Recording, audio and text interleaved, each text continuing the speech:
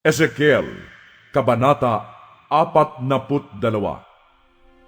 Ako'y isinama ng lalaki sa patio sa labas, at nagtuloy kami sa gusali sa gawing hilaga ng templo, at malapit sa dulo nito sa kanluran. Ang haba ng gusaling ito ay 50 metro at 25 metro naman ang luwag.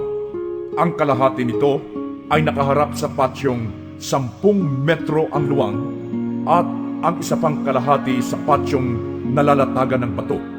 Ito ay 3 palapag. Sa hilaga ng gusali ay may 100 4 at 5 metro ang luwang at 50 metro ang haba. Ang mga silid sa pangatlong palapag ay maliit kaysa una at pangalawa dahil sa balkon nito.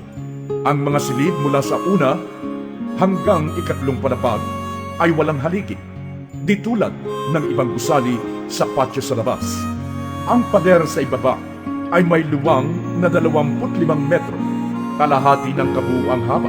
Sa natitirang 25 metro ay may mga silid. Sa itaas na palapag ay nakahanay ang mga kwarto mula puno hanggang dulo. Sa silangang dulo ng gusali sa ilalim ng mga silid na ito ay may mga pinto palabas sa patio. Sa gawing timog ng templo ay may isa pang gusali, hindi kalayuan sa kanlurang dulo ng templo. Sa harap ng mga silid ay may daang katulad at kasukat ng nasa gawing hilaga. Sa dulo ng hanay ng mga silid sa gawing timog ay mayroon ding pinto. Sinabi sa akin noong lalaki, ang mga gusaling ito ay sagrado. Dito kakanin ng mga pari ang ganap na sagradong bahagi ng mga handog.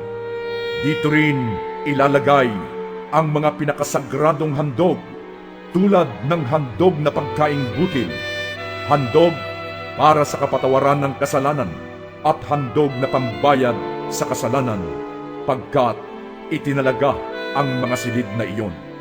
Pagkagaling nila sa templo at ibig nilang lumabas sa patio, huhubarin muna nila roon ang kanilang kasuotan. Iba ang kasuotang gagamitin nila pagharap sa mga tao.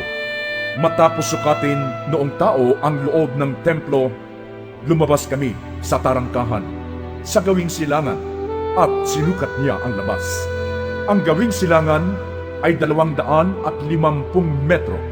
Gayon din ang gawing timog, kanluran at hilaga. Sinukat nga niya ang 4 na panig. Napapaligiran ng pader upang mabukod sa karaniwan ang tanging lugar na ito.